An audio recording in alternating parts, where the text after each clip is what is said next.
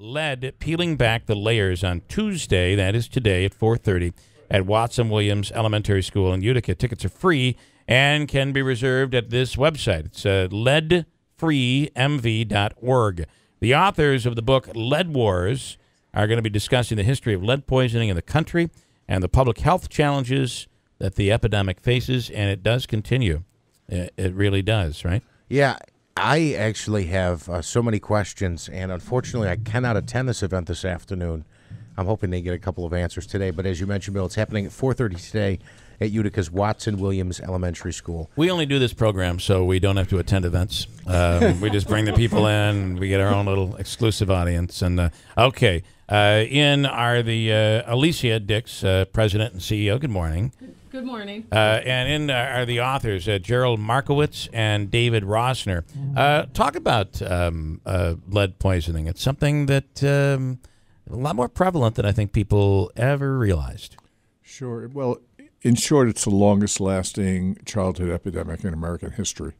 If you go back to the early 1900s, we actually discovered children being lead poisoned from paint on the walls in the homes of Baltimore, New York, other cities.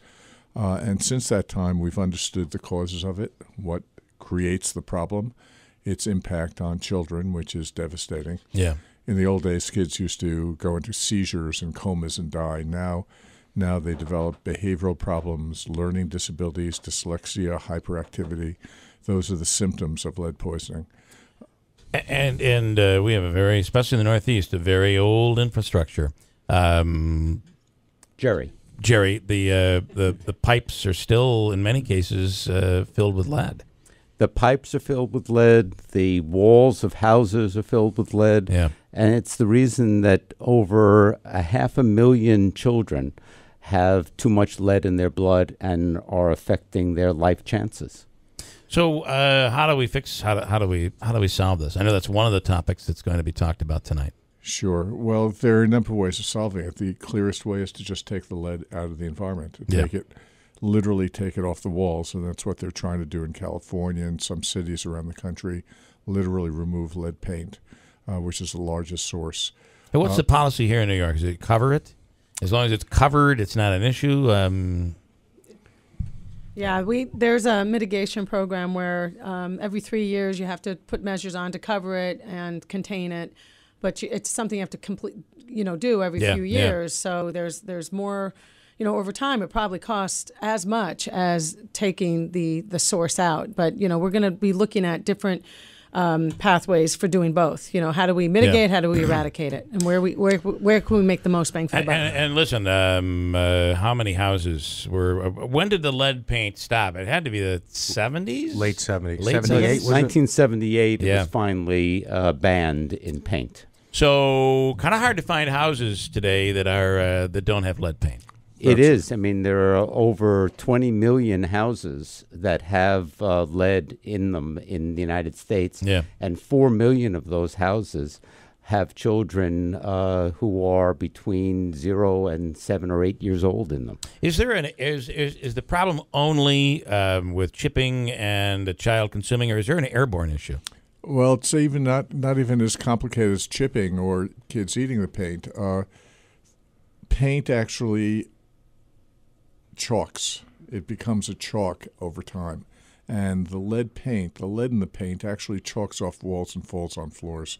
So when kids are actually crawling around in their infancy around the floor, getting it on their hands, then putting their hands in their mouth, they're accumulating enough lead in a very short amount of time to really damage them.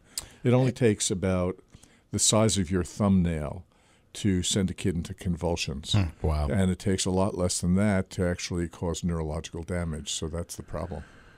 I have a young son. I'm working on doing some work on an older home. I guess I've thought about this a lot, and I can't imagine that the house hadn't been painted over again in 50 years, because we're talking the late 70s.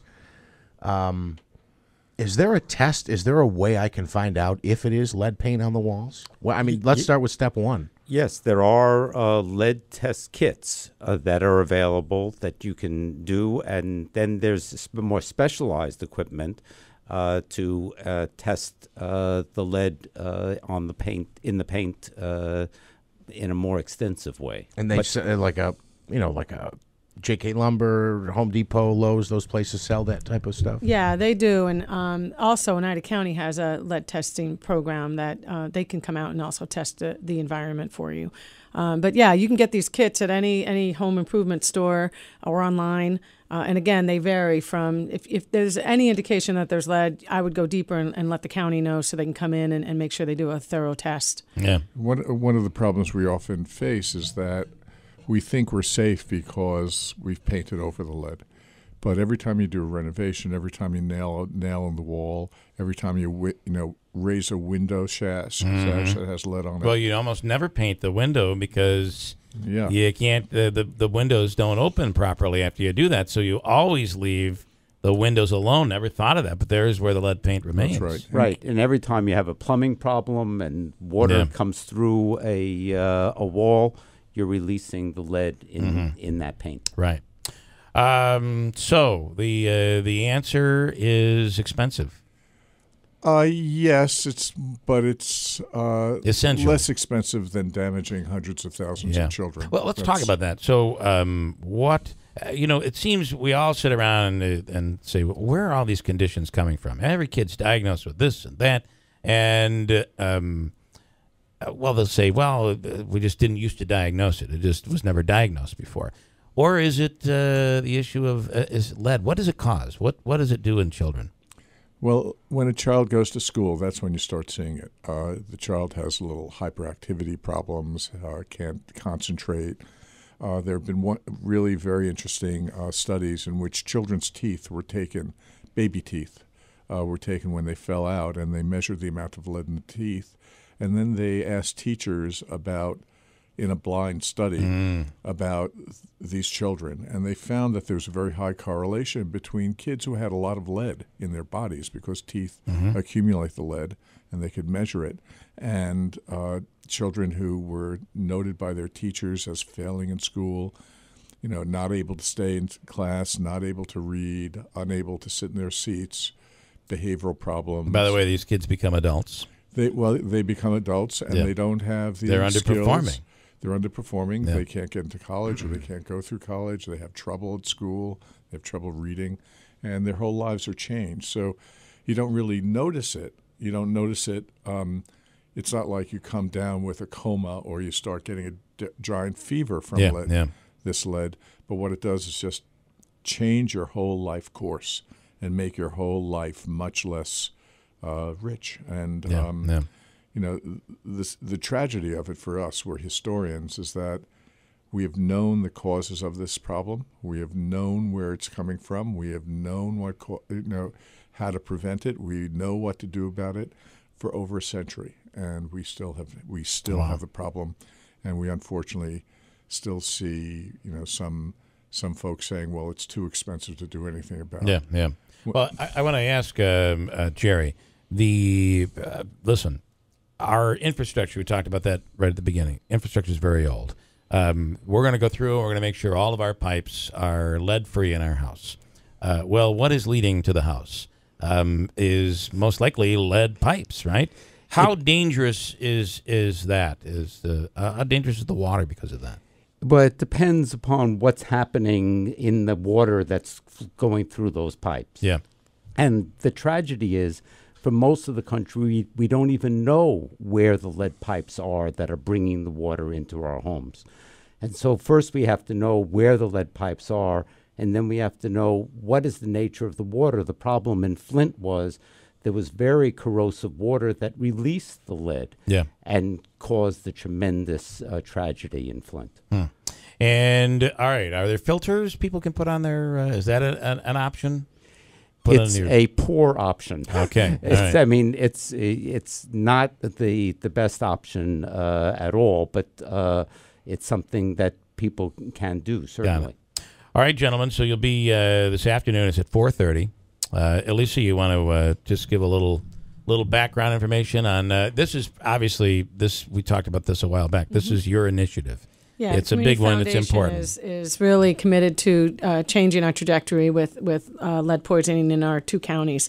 And we are leading the coalition with over 50 partners, and just started the work last spring, and are going to be in this for the long haul until we can correct these numbers. We have still the highest rate of testing in the state, unfortunately. So this is a Lead Awareness Week. We are bringing our speakers in and our guests to kind of shine a light on the history of lead in the United States. 4:30 today at Watson Williams Elementary School in Utica.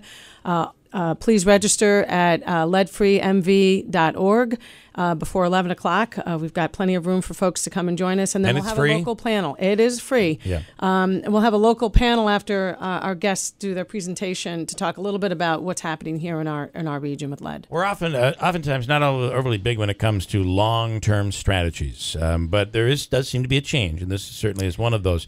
Long-term, and maybe you guys can pipe in on this as well, long-term, you take the lead out of the water, you take the lead off the walls, you take the lead away from these children during their developmental ages. You could completely transform a society. Yeah, I mean, we often talk about how expensive it would be, but we have to remember the lead was put in pipes, and the pipes were put in our houses, and paint was put on our walls in a 40-year period. We did it. We actually built this incredible infrastructure. Yeah. We built piping in. We did it in a short period of time. It's certainly easier to take out and replace than to put it in. And we built these cities, and we created the hazard. We can undo the hazard. And the end result is children being brought up and being their opportunities being taken away from them, and we don't even know it's happening at a slow pace, and we don't even realize it. Yeah. And they're our children, and we need to, as a society, make sure that every child has an equal chance to achieve and prosper. Dr. Jerry Markowitz, Dr. David Rosner, the authors of the book Lead Wars, today at 4:30. Check it out. Thank you guys for coming in. Alicia, as always, thank you very much. Thank you. We'll come right back at WIBX.